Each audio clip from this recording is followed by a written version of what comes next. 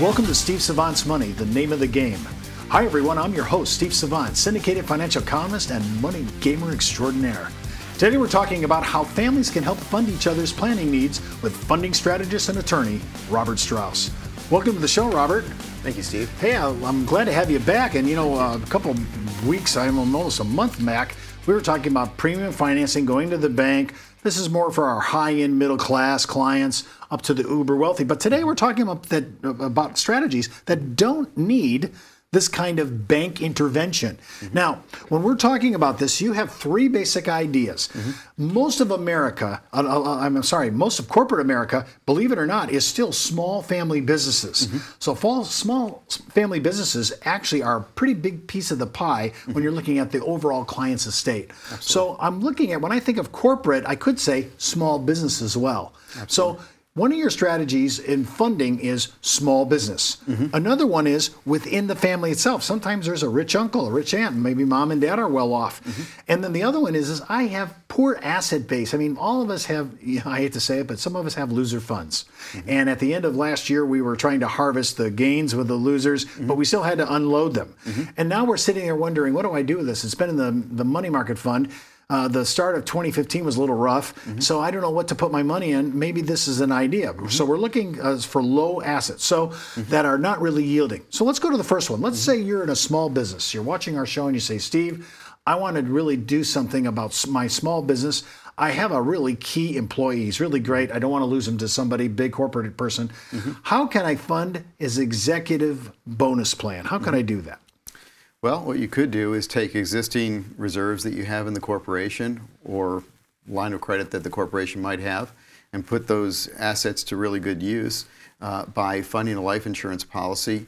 The way you would do that is lending money to the employee, and that employee would actually use those dollars to fund a life insurance policy, pay interest each and every year, and then at the end of the 10th year, that employee would pay back the employer. So from the business standpoint, I'm only paying the interest. I'm not paying the premium. From the employer's point of view, it's really just time value of money. Mm-hmm. And not even, because he's being paid interest each and every year. This is a really good use of leverage and credit. Now, mm-hmm. how safe is doing something like this with an indexed universal life contract? I mean, because we're really talking about paying premiums mm-hmm. are going to fund this. How long do I have to fund this? Is this forever? Is it safe? Generally for 10 years and 10 years only. Oh. It should be very safe. We've stress tested this down to low crediting rates that have very high probabilities. When I'm looking at this as a small business, I could use this to keep that key employee I like who's a rainmaker for my company, mm-hmm. but I might have other associates that I actually am stockholders with and shareholders mm-hmm. with. So I could do succession planning with this. Some people are always mm-hmm. looking into buy, sell, or stock redemption, mm-hmm. or maybe wait and see trust. Mm-hmm. There's different ways to do this. So I could use this technique. Mm-hmm. Now, this technique is based on using indexing. Mm-hmm. Most of us know the S&P 500. It's a popular index. Correct. Talk a little bit about why the indexing works and why certain life insurance contracts actually will really make this thing very good, because you've really tried to eliminate a couple of the uncertainties. Indexes work well because the way they're linked to the various equity markets. They generally have reasonably high caps, but they have floors, and the floors protect the downside. Okay, so you have reasonably upside potential. Reasonably good upside potential. But there's no negative crediting assigned to the contract? But no negative crediting assigned to the contract. And that's contractual? Contractually guaranteed downside. So I could have upside potential. Mm-hmm. Now, I still have policy expenses and things of that nature, but I'm talking about the actual loss because of the account. So they're hedging on this. They're using that. Okay, so this is inside a life insurance contract. Correct. And like, for example, the one I know most popular, it's over 70% of the time, they use S&P 500. Correct.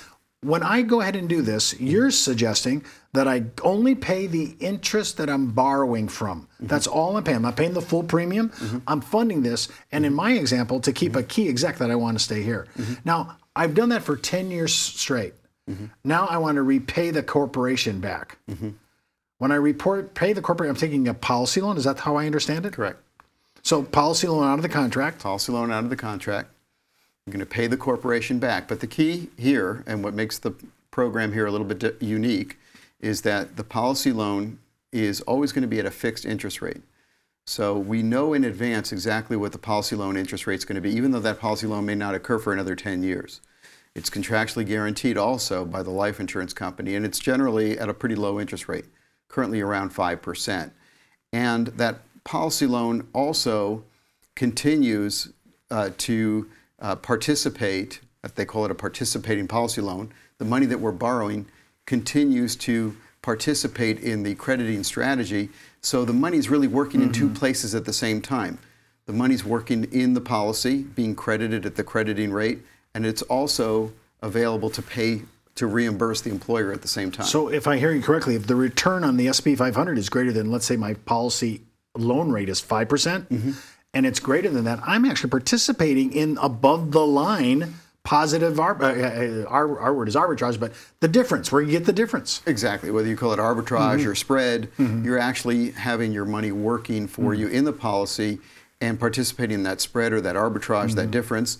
At the same time, you're able to tap into the policy and pay back or reimburse the funding source. This is a great idea for small business that are trying to keep key employees or even doing succession planning.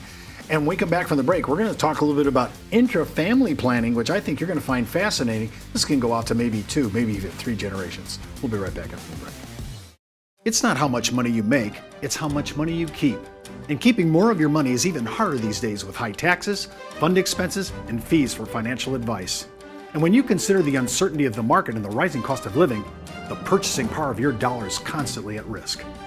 But a tax-deferred annuity with an inflation rider can be the most cost-effective way to generate increasing annual income without market volatility. For more information on how annuities may work for you, just email me at steve@thenameofthegame.tv and ask for our free annuity information. Well, welcome back to our second segment. Of course, we're with Robert Strauss, attorney and funding strategist.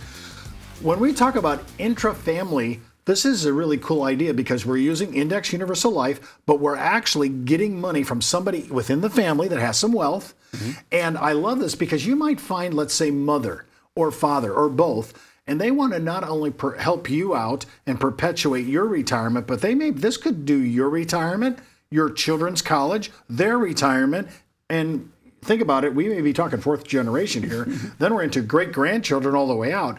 We could create a legacy on using our family's money to really not only push our family legacy into 3rd generation, maybe 4th, but also charities and people that we really want to see go on into perpetuity, organizations we want to see. Walk me through an example, like how would I use an intra-family idea like this, leveraging Index Universal Life? Well, let's say, for example, mom or dad wants to help out their adult children or child. They would lend money, let's say 5 or 6 or 7 premiums, and the children would pay interest to mom. So it wouldn't necessarily cost mom any more than she's earning on that money in a comparable investment. So she may be okay with, as long as if I was making 3 and as long as I'm getting 3, I'm okay with that. Exactly. It would set up some kind of a loan agreement. Has to be a legal document. Has to be a legal agreement. The interest rate has to be at least the AFR rate, which is currently 2.67% is the long-term AFR rate. And each and every year, she would receive that interest. And then at the end of 10 years, then the adult child would borrow from the policy, pay mom off. But what would happen is that money continues to work in the policy. So mom is paid off, but that money continues to work, and again, you have your money working in 2 places at the same time, hopefully creating that arbitrage that you talked about before. Okay, so I could create a retirement plan for my children and maybe even college for my grandchildren, maybe their retirement. And I also have the ability inside a family idea like this to even go to my charities of choice, people that I really like, nonprofits that I would really like to see go on into perpetuity. This could be a very leveraged and very inexpensive way to bless family and charity at the same time. It just simply costs the time value of money. Parents know they're going to be getting their money back. There's no gift tax. Yeah, because we're not gifting it. There's no gift involved. Let's talk about asset base. We all, and I have to admit, Steve Savant, I have some loser funds too. I don't always make the best picks. You know, there's assets that I have that are low yielding. They're liquid, but they're just low yielding. And I really don't expect them to go anywhere. And I'm sitting in the money market waiting for the next big thing to happen. This could be an area to start targeting. So our first issue is do you have assets that aren't performing? And are they liquid? And are you willing to look at this? Because to me, this could be a leveraged idea. You do this all the time. This is one of your biggest plays. Yeah, and I think what's surprising is the assets don't have to be that low yielding. This works very well with assets that are yielding a gross rate of return of 5, 6, 7%. So to a lot of people today, that's not so low yielding. So those types of assets work very well. And all it does is it takes those assets, introduces leverage to them, and makes them much, much more effective. So let's say I found an asset that I'm willing to use, and I'm gonna stage this in to my index universal life.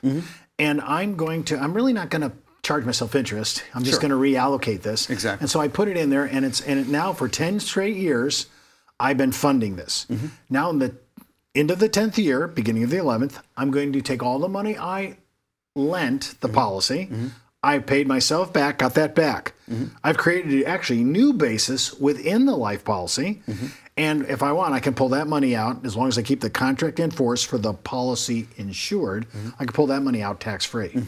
Now, it can be used for any of the ideas we talked about, right? Sure. And the previous idea, hey, it could be college, it could be charitable giving, it could be retirement funding. There's a lot of ways to play on this. Everybody's got different needs. Exactly. And I would say one of the biggest needs that I've seen that I thought we can incorporate in family and or asset, people are, because we're living longer, we're not accommodating our long-term care health needs, right? This could be a way to pay premiums or usually actually fund a hybrid policy that could actually do this for me later on in my later years. Now, all this, of course, comes with a death benefit. So whatever I don't use or I don't use all of this on, as long as I keep it in force, there's always a death benefit involved in this. And generally, I have understood you to say, most of the time that benefit's going to go free. That death benefit is certainly going to be income tax free.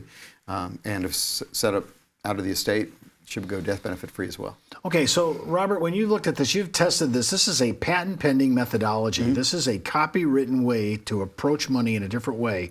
We're not using a bank. Traditionally, ideas like this are only to bank loans, but you got to have money and net worth.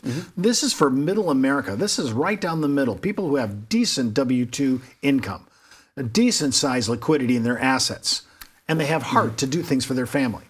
Or it could be for the ultra wealthy too. I've seen very, very wealthy people do asset-based private SFI as well. Just because the leverage is so great. Just because the leverage is so good. So it really, the market is really everyone.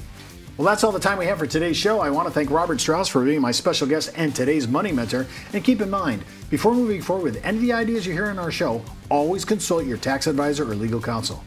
And as the good Reverend John Wesley once said, make all you can, save all you can, give all you can. I'm Steve Savant. We'll see you next week.